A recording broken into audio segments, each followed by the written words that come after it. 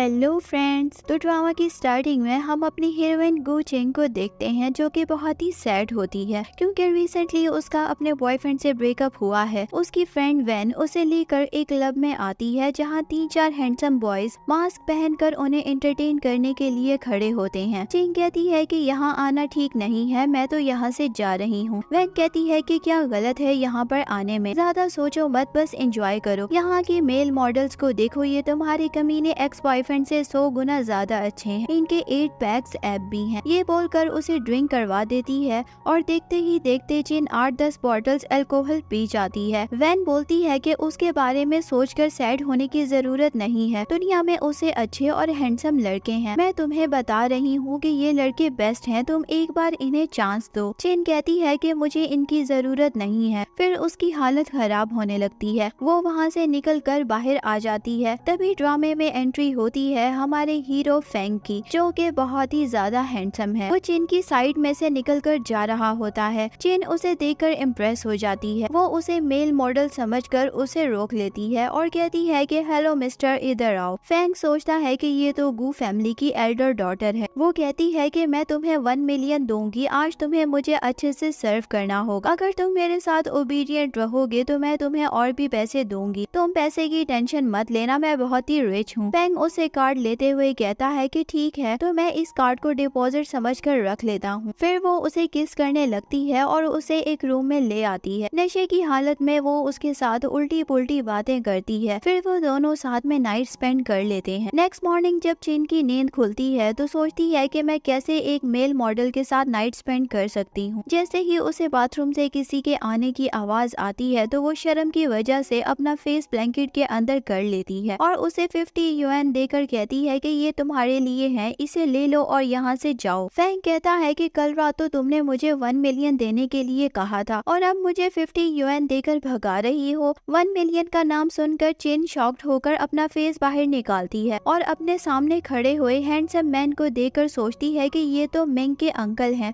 पूछती है कि आप यहाँ पर क्या कर रहे हैं। वो कहता है कि मिस को आप मुझे जानती हो। वो पूछती है कि तुम्हें मेरा नाम कैसे पता चला। वो बोलता है कि इतने रिच कस्टमर कभी कभी ही मिलते हैं, तो आपकी डिटेल्स तो चेक करनी ही पड़ेंगी ना। चिन सोचती है कि मिंग अंकल तो एक रिच बिजनेसमैन टाइकून है, तो फिर वो मेल मॉडल कैसे हो सकते हैं। मैं भी ना कुछ भी सोच लेती हूँ, ये वो हो ही नहीं सकते। वो उसे कहती है कि 1 मिलियन कुछ ज्यादा है, क्या तुम मुझे कुछ डिस्काउंट दे सकते हो। बैंक सोचता है कि मॉम शादी के लिए मेरे पीछे हाथ धोकर पड़ी है, तो क्यों ना मैं इस लड़की को अपनी कॉन्ट्रैक्ट वाइफ बना लूं। वो उसे कहता है कि एक रास्ता है, तुम्हें मेरे साथ 3 साल के लिए कॉन्ट्रैक्ट मैरिज करनी होगी, उसके बाद हम डाइवोर्स लेकर अलग हो जाएंगे। डाइवोर्स के बाद मैं तुम्हें इतना पैसा दूंगा कि तुम इस लाइफ में शॉपिंग करते हुए थक जाओगी, बट पैसे खत्म ही नहीं होंगे। चिंग उस कॉन्ट्रैक्ट को उठाकर पढ़ने लगती है। उसका सरनेम देखकर कहती है कि इसका सरनेम और मिंग का सरनेम सेम है, क्या यही उसके अंकल तो नहीं है। वो उसे कॉन्ट्रैक्ट मैरिज के लिए मना करने वाली होती है। वो पहले ही बोलने लगता है कि अगर तुमने मेरी ऑफर को रिजेक्ट किया तो मैं गो फैमिली में जाकर हंगामा करूंगा और सबको चिल्ला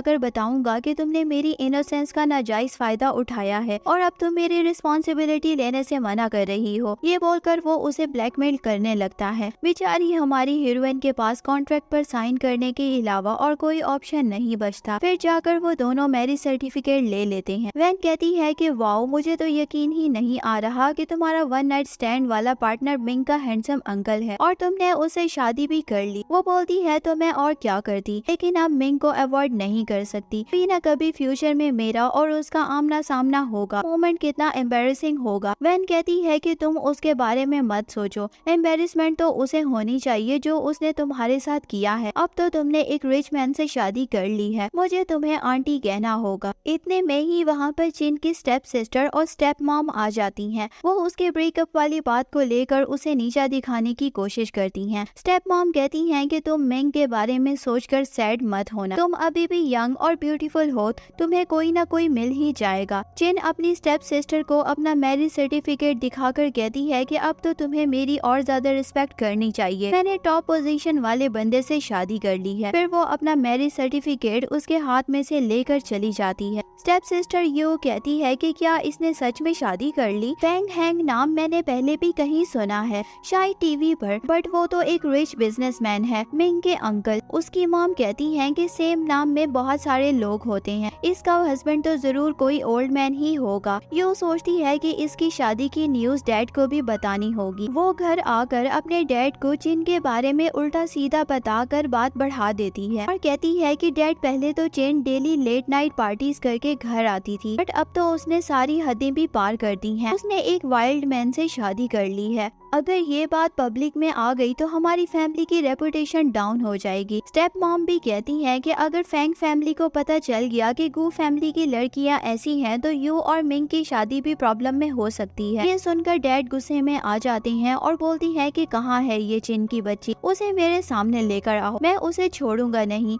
स्टेप मॉम कहती है कि हमें कैसे पता होगा वो उस वाइल्ड ओल्ड मैन के साथ कहाँ पे रहती है। डैड उसके सारे क्रेडिट कार्ड्स को ब्लॉक करने के लिए कहते हैं। यू अपने डैड की बटरिंग करते हुए कहती है कि डोंट वरी डैड, कुछ दिनों में हमारी कॉलेज की रियूनियन पार्टी होने वाली है, वो भी वहाँ पर जरूर आएगी, मैं उसे वहाँ अच्छे से समझा दूंगी। डैड उसे कहते हैं कि तुम्हारे होते हुए मुझे कोई भी टेंशन नहीं है। स्टेप मॉम बोलती है कि आफ्टर ऑल डॉटर किसकी है। नेक्स्ट सीन में होटल के रिसेप्शन पर दो लड़कियां बातें कर रही होती हैं कि हमारे होटल सेकंड टाइम भी फैंग हैंग के साथ कोलैबोरेशन करने वाला है और वो मीटिंग के लिए हमारे होटल में आएंगे। वो दोनों लड़कियां फैंग हैंग को पटाने की बातें कर रही होती हैं। तभी चिन वहां आकर अपना बिल पे करने लगती है तो रिसेप्शनिस्ट कहती है कि आपके कार्ड में पैसे नहीं हैं। वो सोचती है कि शायद गू फैमिली ने मेरे कार्ड्स को ब्लॉक करवा दिया है, अब मैं क्या करूँगी। रिसेप्शनिस्ट उसे रूडली बोलती है कि अगर तुम्हारे पास पैसे नहीं है तो यहाँ से चली जाओ, सबका टाइम वेस्ट मत करो वरना मैं सिक्योरिटी को बुला लूंगी। चिन जैसे ही पीछे मुड़ती है तो हैंग उसके पीछे ही खड़ा होता है। उसको देखकर होटल का ऑनर उसे ग्रीट करता है और वो ऑनर से कहता है कि तुम्हारा स्टाफ बहुत ही इल मैनर्ड है, मुझे नहीं लगता कि मैं तुम्हारे साथ कोऑपरेट कर पाऊंगा। होटल का ऑनर उन दोनों लड़कियों को गुस्सा करता है। वो उसे चिन से अपोलोजाइज करने के लिए कहते हैं। हैंग चिन को लेकर वहाँ से चला जाता है और अब उसके पास कोई भी पैसे नहीं होते तो वो मॉल में जाकर फ्लायर डिस्ट्रीब्यूट करने की जॉब करने लगती है। हैंग भी उस मॉल में एक मीटिंग के लिए आया होता है। वो चिन को इतनी लो ग्रेड की जॉब करते हुए देखकर सोचता है कि वो यहाँ पर क्या कर रही है, उसे ऐसी जॉब करने की क्या जरूरत है। वो असिस्टेंट से कहता है कि कुछ लोगों को भेजो जो चिन से आकर सारे फ्लायर्स ले लें। यहीं पर चिन की एक क्लासमेट होती है जो उसकी फोटो क्लिक करके कहती है कि रियूनियन पार्टी के लिए मसाला मिल गया है। गू फैमिली की एल्डर डॉटर ऐसी डी ग्रेड जॉब कर रही है, अब मैं उसे बहुत ही जलील करूंगी। फिर हम रियूनियन पार्टी का सीन देखते हैं जहां पर चिन की स्टेप सिस्टर यू और उसका बॉयफ्रेंड मिंग सभी फ्रेंड्स के साथ मिलकर चिन की बुराई कर रहे होते हैं। इतने में ही वो भी वहां पर पहुंच जाती है। यू उसे देखकर कहती है कि सिस्टर तुम इतनी लो ग्रेड जॉब क्यों कर रही हो, अगर तुम्हें पैसे चाहिए तो मुझसे ले लो। माना कि गू फैमिली ने तुम्हें घर से निकाल दिया है पर तुम ऐसी शेमफुल जॉब करके हमारा नाम खराब नहीं कर सकती। हमने सुना है कि तुम्हारी शादी हो गई है तो तुम्हारा हस्बैंड तुम्हें पॉकेट मनी नहीं देता क्या। वो कहती है कि मैं तुम्हारी जैसी नहीं हूँ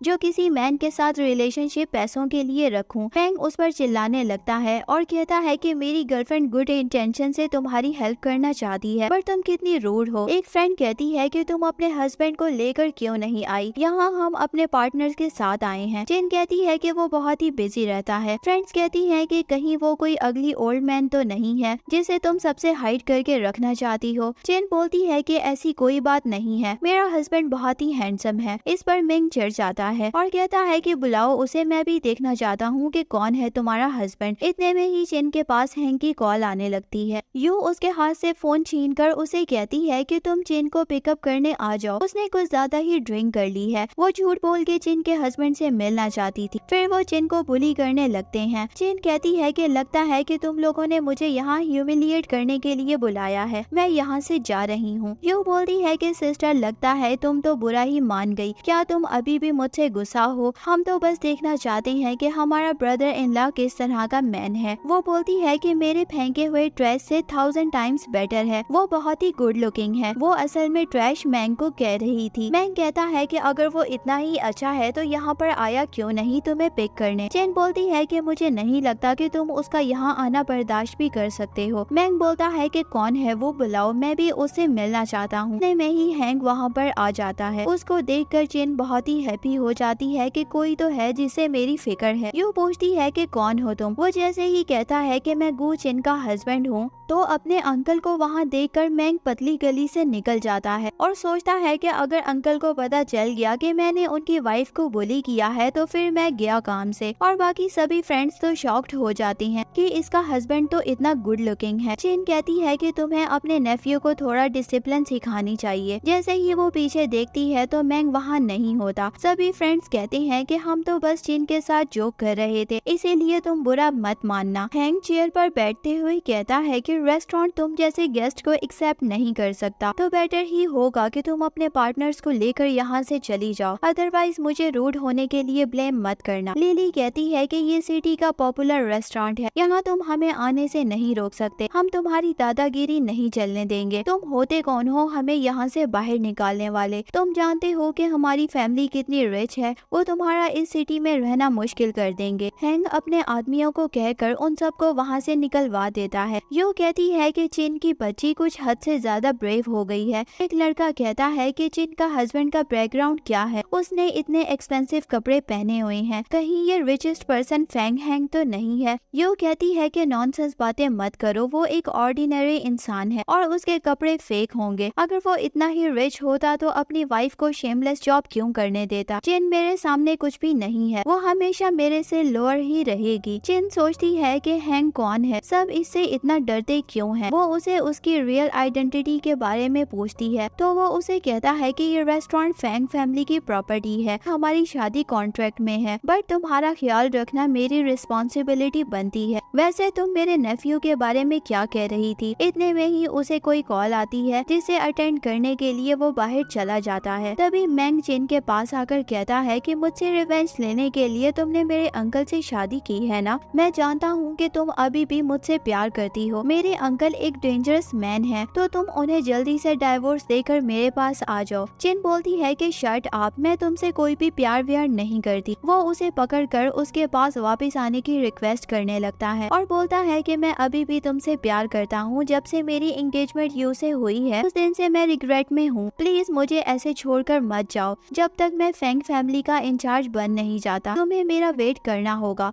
अगर मैंने तुमसे शादी की होती तो मुझे फैंग फैमिली में कोई स्टेटस नहीं मिलता। बट चिन उसकी एक भी नहीं सुनती और उसे कहती है कि मैं अपने हस्बैंड को डाइवोर्स नहीं दूंगी। अच्छा होगा अगर तुम यहाँ से दफा हो जाओ, मेरे हस्बैंड अभी आते ही होंगे। मैंग बोलता है कि तुम देखना, मैं तुम दोनों गू सिस्टर्स को अपनी वाइफ बनाऊंगा, तुम दोनों मुझे सर्व करोगी। वो उसे कहती है कि सपने देखना बंद करो और जाओ यहाँ से। वो गुस्सा होकर वहाँ से चला जाता है। उसके जाने के बाद चिन गुस्से में मोमोज खाने लगती है। इतने में ही हैंग भी वहाँ पर आ जाता है और उसको देखकर वो उसे हक करते हुए रोने लगती है। वो उसे पैम्पर करते हुए कहता है कि क्या तुमने ड्रिंक की है? वो उसे कंफर्टेबल करने लगता है। एक सीन में वो चिन को अपनी मॉम के घर लेकर आता है, जहाँ आते हुए 4 मेड उसके पास आ जाती हैं। एक उसे स्लीपर पहनाती है तो एक उसे पर्स देती है। इतना लग्जरी ट्रीटमेंट देखकर वो उसे पूछती है कि तुम मुझे कहाँ लेकर आ गए हो? तो वो उसे कहता है कि ये मेरी मॉम का घर है। ये सुनकर वो नर्वस होने लगती है और कहती है कि तुम्हें मुझे पहले बताना चाहिए था। वो बोलता है कि आर्टिकल नंबर 9 के अकॉर्डिंग तुम्हें मेरी मॉम को हैप्पी रखना होगा। हैंग की मॉम चिन से मिलकर बहुत ही खुश होती हैं और उसे पूछती हैं कि मेरे डेविल बेटी की नेचर कैसी है तुम्हारे साथ? वो तुम्हारा ख्याल तो रखता है ना? अगर उसने कभी भी तुम्हें तंग किया तो मुझे जरूर बताना, मैं इसे छोड़ूंगी नहीं।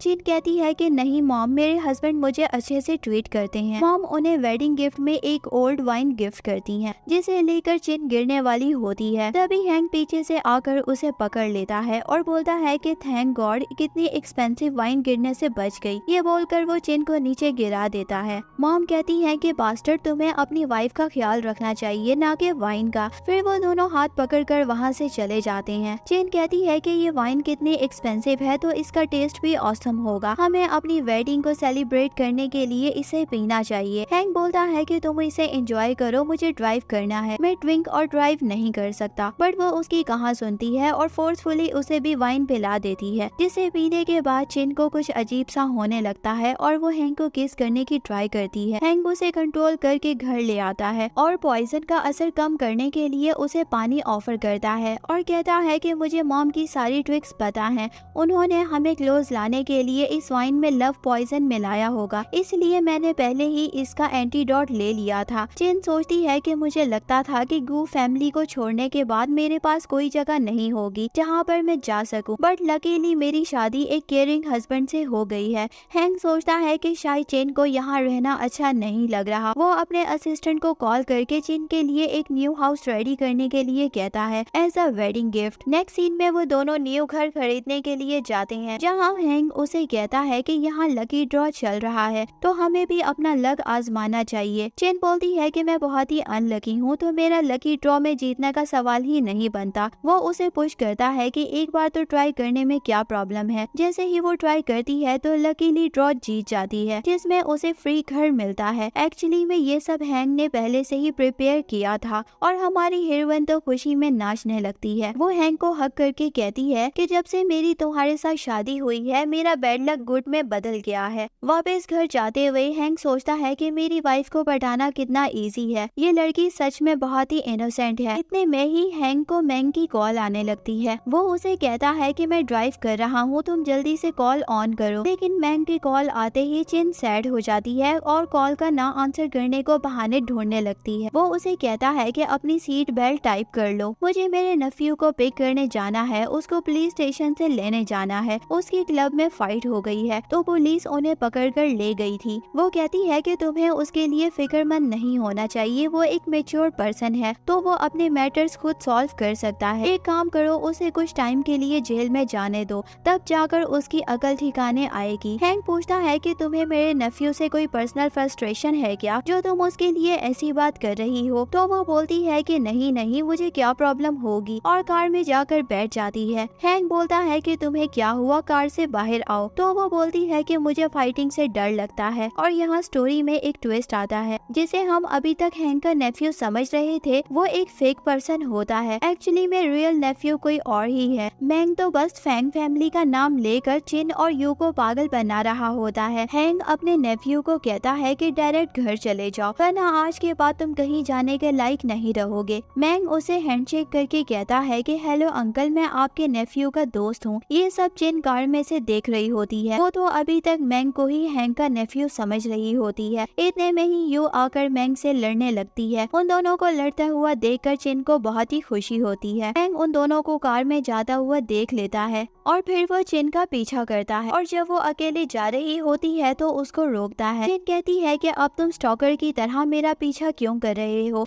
वो बोलता है कि चिन, लगता है कि तुमने मेरे अंकल से अभी तक ब्रेकअप नहीं किया। वो कहती है कि बदतमीज, मैं तुम्हारी आंटी हूँ, थोड़ा तमीज से बात करो। इतने में ही हैंक भी वहाँ पर आ जाता है। उसको देखकर मैंग डर जाता है और बोलता है कि मैं यहाँ मिस गू से कुछ बात करने आया था। वो बोलता है कि ये मेरी वाइफ है, तुम्हें जो भी बात करनी है डायरेक्ट मुझसे करो। वो चिन को वहाँ से जाने के लिए कहता है। चिन अपनी पुराने अपार्टमेंट से कुछ सामान लेने के लिए आई होती है। उसके जाने के बाद मैंग हैंक से कहता है कि सर, आप इसके इनोसेंट लुक पर मत जाना, ये लड़की बहुत ही चालू है। मैं इसको अच्छे से जानता हूँ क्योंकि ये मेरी एक्स गर्लफ्रेंड रह चुकी है। उसने आपसे शादी मुझे जेलिस करने के लिए की है। हैंक उसे रूडली कहता है कि अपनी बकवास बंद करो, तुम एक आउटसाइडर हो, मुझे समझाने की कोई जरूरत नहीं है कि मुझे अपनी वाइफ के साथ कैसे रहना चाहिए। तुम अपनी बकवास बंद करो और दफा हो जाओ यहाँ से, वरना मैं 1 मिनट में तुम्हें बात करने की तमीज सिखा दूंगा। ये सुनकर मैंग की हवा टाइट हो जाती है और वो जल्दी से वहाँ से भाग जाता है। चिन और हैंक घर आते हैं तो चिन उससे पूछती है कि क्या तुम जानना नहीं चाहते कि मेरा और उसका क्या रिश्ता था। वो बोलता है कि मैं चाहता हूँ कि तुम अपने कंफर्ट के अकॉर्डिंग मुझे अपनी फीलिंग शेयर करो, मैं तुम्हें फोर्स नहीं करना चाहता। वो उसे बताती है कि वो मेरा एक्स बॉयफ्रेंड था। हैंक बहुत ही रिलैक्स वे में कहता है तो क्या हुआ। चिन सोचती है कि ये कितना कूल माइंडेड है, इसे कोई भी फर्क नहीं पड़ता कि इसका नेफ्यू मेरा एक्स बॉयफ्रेंड था।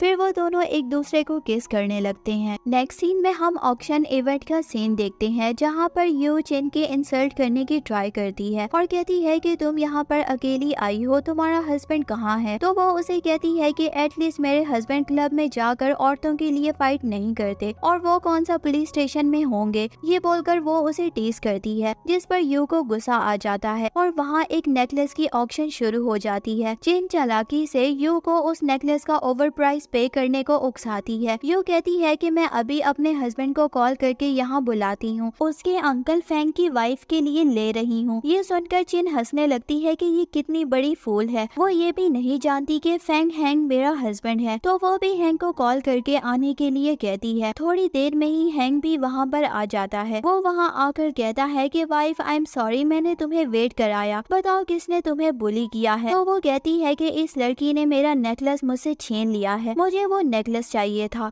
यू उसको कुछ उल्टा सीधा बोलने वाली होती है, पर मैंग उसके मुंह पर हाथ रखकर उसका मुंह बंद कर देता है और वो 1 बिलियन वाला नेकलेस यू से लेकर चिन को दे देता है, जिसके बाद चिन और हैंग वहाँ से चले जाते हैं। यू मैंग को सुना रही थी कि तुम कितने बड़े फूल हो। असल में चिन की सिस्टर ये जानती ही नहीं थी कि उसने जिससे शादी की है वो फेमस फेंग ग्रुप का प्रेसिडेंट है। वो चुप रहने को बोलकर वहाँ से चला जाता है। चिन कार में हंस रही होती है तो वो पूछता है कि क्या बात है, तुम इतना हंस क्यों रही हो। तो वो उसे कहती है कि आज यू का फेस देखने लायक था। इतने में ही उसके पास एक कॉल आता जिसमें उसे पता चलता है कि उसकी जॉब फेंग ग्रुप में फाइनल हो गई है। ये सुनकर वो खुश हो जाती है। हैंग उसे कांग्रेचुलेशंस बोलता है और पूछता है कि उसकी कंपनी के बारे में। चिन कहती है कि वो एक छोटी मोटी कंपनी है, तुम्हें उसके बारे में पता नहीं होगा। वो हैंग को डायरेक्ट ऑफिस जाकर सरप्राइज देना चाहती थी। नेक्स्ट मॉर्निंग जब वो ऑफिस पहुंचती है तो देखती है कि वहाँ पर हैंग की जगह कोई और प्रेसिडेंट बनकर आया होता है। जब वो घर आती है तो उसको सरप्राइज देने के लिए हैंग ने उसके लिए स्पेशल डिनर बनाया होता है, जो खाने में बिल्कुल भी टेस्टी नहीं था, पर चिन उसका दिल रखने के लिए उसकी तारीफ करने लगती है। हैंग उसे आइस क्लोज करने के लिए कहता है तो वो उसके लिए बर्थडे केक लेकर आता है और उसको देखकर चिन इमोशनल हो जाती है और बोलती है कि मॉम के जाने के बाद किसी ने भी मेरा बर्थडे नहीं मनाया।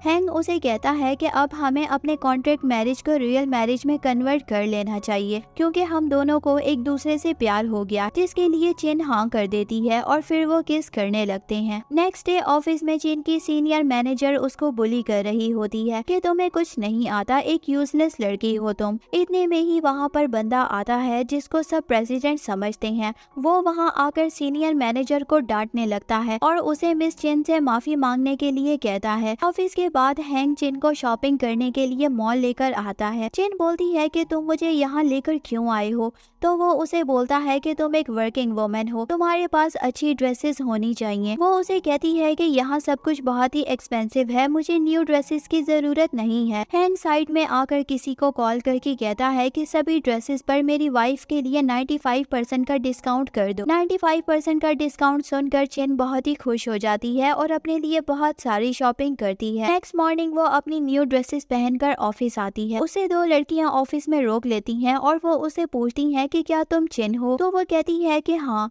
इतने में ही वो लड़की उसे थप्पड़ मारने लगती है और कहती है कि तुम्हारी हिम्मत कैसे हुई मेरे हस्बैंड को सेड्यूस करने की। चिन को तो यहाँ कुछ भी समझ नहीं आ रहा होता कि चल क्या रहा है, तो वो कहती है कि गू फैमिली ने तुम्हें घर से बाहर निकाल दिया है, तो तुम्हारे पास इतने एक्सपेंसिव ड्रेसेस पहनने के पैसे कहाँ से आए। जो ड्रेस तुमने पहनी है इसकी कीमत कम से कम 30,000 होगी। चिन बोलती है कि ये ड्रेस मुझे मेरे हस्बैंड ने दी है। फिर वो सब मिलकर चिन के साथ फाइटिंग करने लगती है। वहाँ वो बंदा भी आ जाता है जो सबके सामने बॉस बन रहा था। वो लेडी एक्चुअली में उसकी वाइफ होती है। वो सोच रही थी कि उसके हस्बैंड और चिन का अफेयर चल रहा है। वो अपनी वाइफ को बहुत समझाने की कोशिश करता है बट वो उसकी एक भी नहीं सुनती। इतने में ही वहाँ पर हैंग भी आ जाता है और वो वहाँ आकर चिन को प्रोटेक्ट करता है और कहता है कि किसने मेरी वाइफ को बुली किया। उस लेडी के साथ में एक और लड़की होती है जिसका नाम ये टैंग होता है। वो हैंग की चाइल्डहुड फ्रेंड होती है और उन दोनों के ग्रैंड पेरेंट्स उनकी शादी करवाना चाहते हैं। हैंग चिन से कहता है कि तुम यहाँ से जाओ, मैं इन लोगों को अपने लेवल पर डील करता हूँ। उसके जाने के बाद ये टैंग हैंग से कहती है कि तुम किसी और से शादी कैसे कर सकते हो, मैं तुम्हारी चाइल्डहुड फियांसे हूँ। ग्रैंड माँ ने हम लोगों की शादी फिक्स की हुई है। वो कहता है कि फर्क नहीं पड़ता, मैं सिर्फ चिन को ही लाइक करता हूँ और अब वो मेरी वाइफ है। हैंग अपने असिस्टेंट को कॉल करके ये ग्रुप के साथ अपने सारे कॉन्ट्रैक्ट्स खत्म करने के लिए बोलता है। ये सुनकर वो डर जाती है और कहती है कि ऐसा मत करो, ऐसे हमारी कंपनी बहुत ही बड़े लॉस में चली जाएगी। वो बोलता है कि तुमने मेरी वाइफ को बुली किया है, अब तुम्हें इसके कॉन्सिक्वेंसेस तो भुगतना ही पड़ेंगे। वो बंदा जिसको हैंग ने अपनी जगह पर रखा हुआ था और उसकी वाइफ उसे अपोलोजाइज करते हैं। वो गुस्से में सबको वहाँ से जाने के लिए कहता है। चिन अपने ही ख्यालों में खोई हुई सड़क पर चल रही होती है। ये तैंग उससे बदला लेने के लिए पीछे से आकर उसे रोड पर धक्का दे देती है। एक ट्रक उसे हिट करने ही वाला होता है। इतने में ही मैंग उसे आकर प्रोटेक्ट कर लेता है, लेकिन वो खुद को बचा नहीं पाता, जिस वजह से उसका एक्सीडेंट हो जाता है। तभी वहाँ पर हैंग आकर चिन को उठाता है। ये तैंग पतली गली से निकलने का सोच रही होती है। चिन उसका हाथ पकड़कर रोक लेती है और कहती है कि तुम्हें इसके लिए पे करना होगा। चिन भागकर मैंग के पास जाती है और उसे हॉस्पिटल लेकर जाती है, जहाँ थोड़ी देर बाद ही उसे होश आ जाता है। चिन उसे अपनी जान बचाने के लिए थैंक यू कहती है। वो उसे कहता है कि इसकी कोई जरूरत नहीं है, बस तुम मेरी लाइफ में वापस आ जाओ। तो वो कहती है कि तुम इतनी अजीबोगरीब बातें कैसे कर सकते हो, अब हम दोनों ऑलरेडी मैरिड हैं और मैं सिर्फ अपने हस्बैंड से प्यार करती हूँ, तो तुम्हारे पास वापस आने का सवाल ही पैदा नहीं होता। तो वो उसे कहता है कि जब से वो उसकी लाइफ से गई है, से उसके साथ कुछ भी ठीक नहीं है। मैं तब तक हार नहीं मानूंगा जब तक तुम मेरे पास वापस नहीं आ जाओगी। इतने में ही वहाँ पर हैंग आ जाता है और वो चिन को बाहर जाने के लिए कहता है। चिन की जान बचाने के लिए हैंग उसे 100 मिलियन का चेक देता है, जिसे वो लेने से मना कर देता है और कहता है कि उसे पैसे नहीं चिन चाहिए। ये सुनकर हैंग गुस्से में बाहर चला जाता है। जब वो चिन के पास बाहर जाता है तो वो उससे पूछती है कि तुम्हारी हैंग से क्या बात हुई। जब वो चिन के पास बाहर आता है तो वो उससे पूछती है कि तुम्हारी मेंग से क्या बात हुई। तो वो उससे पूछता है कि तुम्हें उसकी कुछ ज्यादा ही परवाह नहीं हो रही। तो वो कहती है कि मुझे उसकी परवाह क्यों नहीं होगी, उसने अपनी जान पर खेलकर मुझे बचाया है। ये सुनकर हैंग को बुरा लगने लगता है कि ये मेरी वाइफ होकर अपने एक्स बॉयफ्रेंड के बारे में कैसे सोच सकती है। तभी उसके पास ग्रैंडमा की कॉल आती है और वो उसे इमीडिएटली घर बुलाते हैं। हैंग उसे कहता है कि तुम घर चली जाओ, मैं तुमसे बाद में मिलता हूँ। जैसे ही वो ग्रैंडमा के घर जाता है वो उसे थप्पड़ मारती है और कहती है कि तुम्हारी हिम्मत कैसे हुई ये तैंग को अरेस्ट करने की, हमारी फियांसे है वो। हैंग बोलता है कि ग्रैंड माँ मैं ऑलरेडी मैरिड हूँ, उसने मेरी वाइफ को मारने की कोशिश की है। हैंग की मॉम कहती है कि सही कह रहा है, चिन इसकी वाइफ है। ग्रैंड माँ कहती है कि मेरे होते हुए तुम्हें किसने राइट दिया कि मेरे ग्रैंडसन की वाइफ को चूज करने का, तुम चुपचाप यहाँ से चली जाओ, मैं इस मैटर को खुद हैंडल कर लूंगी। ग्रैंड माँ बोलती है कि उस चीप गो फैमिली की डॉटर को मैं कभी भी अपनी डॉटर इन लॉ एक्सेप्ट नहीं करूंगी, वो हमारी फैमिली में आने के लायक नहीं है, तुम उसे डाइवोर्स देकर ये तैंग से शादी कर लो। इसके लिए हैंग साफ साफ मना कर देता है और वहाँ से जाने लगता है। ग्रैंडमा के बॉडीगार्ड्स उसको पकड़ लेते हैं। ग्रैंडमा कहती हैं कि तुम यहाँ से तब तक नहीं जा सकते जब तक तुम चेन को डाइवोर्स देकर ये तैंग से शादी ना कर लो। वहीं दूसरी तरफ ये तैंग मैंग से मिलने हॉस्पिटल जाती है। वो उसे कहती है कि तुम्हें मेरे सामने प्रटेंड करने की जरूरत नहीं है, मैं अच्छे से जानती हूँ कि ये एक्सीडेंट तुमने खुद करवाया है, मेरे पास इसका सारे प्रूफ हैं कि वो कार तुमने खुद अरेंज की थी। वो उसे फाइल दिखाती है। वहीं उसके अंकल जो हैंग की कंपनी में काम करते हैं वो चिल्लाने लगते हैं कि तुम कैसे बॉस की वाइफ के साथ ऐसा कर सकते हो, वो हमें छोड़ेंगे नहीं। मैंग कहता है तो क्या हुआ, मैं चिन को हर हाल में वापस लाना चाहता हूँ, मुझे चाहिए वो, उसके लिए मुझे कुछ भी करना पड़े मैं करूँगा, मैं चिन को हैंग से दूर करके ही रहूंगा,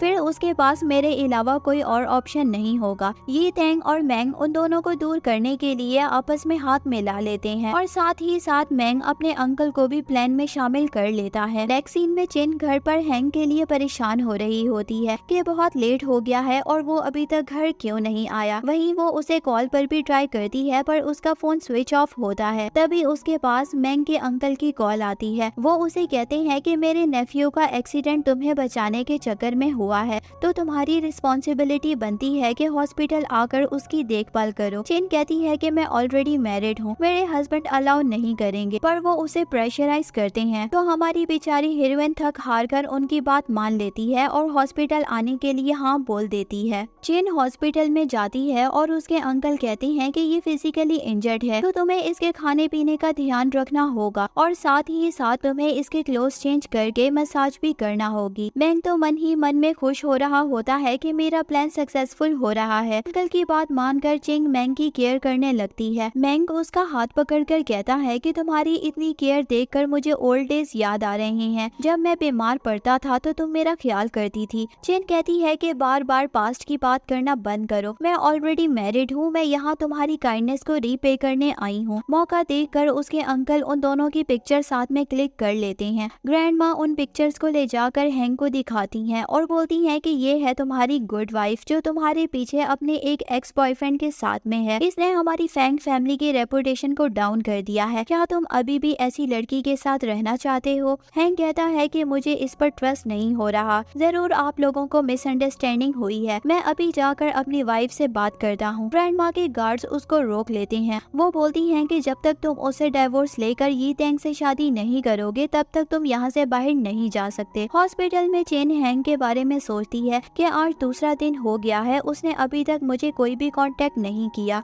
मिंग उन दोनों के बीच में मिसअंडरस्टैंडिंग क्रिएट करने के लिए कहता है कि वो तुम्हारे पास कभी वापस नहीं आने वाला, क्योंकि उसे पता चल गया है कि तुमने उसे शादी मुझसे रिवेंज लेने के लिए की थी। और तुम्हें क्या लगता है कि वो तुमसे प्यार करता है? वो भी बस तुम्हारे साथ टाइम पास कर रहा था। चेन उसकी बातों को अवॉइड करके घर आ जाती है और आकर वो हैंग को ढूंढने लगती है, पर वो घर पर नहीं होता। फिर वो मैंग की बातों को सोचने लगती है। नहीं, ऐसा नहीं हो सकता, वो मेरे साथ ऐसा नहीं कर सकता। मुझे फालतू की बातें नहीं सोचनी चाहिए। तभी डोर पर कोई आता है और वो कोई और नहीं बल्कि हैंग की ग्रैंडमा यी तेंग के साथ वहाँ पर आई होती हैं। वो पूछती है कि आप लोग कौन हैं? वो कहती है कि मैं हैंग की ग्रैंडमा हूँ, क्या मैं अपने ग्रैंडसन के घर नहीं आ सकती? चेन बोलती है कि ऐसी कोई बात नहीं है। वो उन्हें टी ऑफर करती है तो वो पीने से मना कर देती हैं। वो उसे कहती हैं कि तुम मेरे ग्रैंडसन की लाइफ से दूर चली जाओ। चेन कहती है कि मैंने आपके ग्रैंडसन से शादी की है। जब तक वो मुझे डिवोर्स देकर खुद दूर जाने के लिए नहीं कहेगा तब तक मैं कहीं पर नहीं जाऊंगी। ग्रैंडमा कहती है कि मेरे सामने इनोसेंट होने की एक्टिंग मत करो। मुझे पता है कि तुमने हैंग से शादी बस पैसों के लिए की है। वो उसे 50 मिलियन का चेक देती है जिसे वो लेने से मना कर देती है। ग्रैंडमा कहती है कि तुम बहुत ही एरोगेंट हो, लेकिन मेरे पास तुम्हें डील करने के और भी रास्ते हैं। मैं यी तेंग के अलावा किसी और को अपनी डॉटर इन लॉ एक्सेप्ट नहीं करूंगी। यी तेंग कहती है कि ये लड़की बहुत ही तेज है, इसका 50 मिलियन से कुछ नहीं होने वाला। इसकी नजर फैंग फैमिली के बिजनेस और एसेट्स पर है,